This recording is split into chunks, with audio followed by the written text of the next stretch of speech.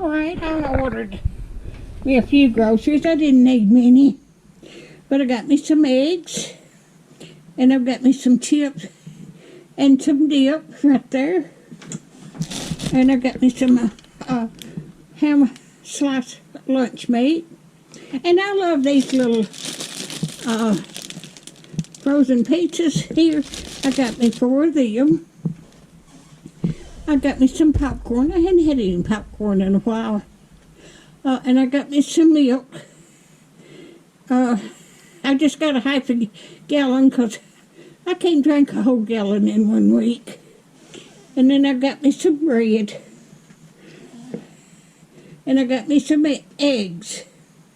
Now I cook eggs for breakfast most of the time. Alright, this is what I've got today.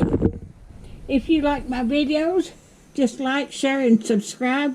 And hit that little bell when you want to be notified when I got another video coming out. Thank y'all so much for watching. And y'all have a wonderful weekend.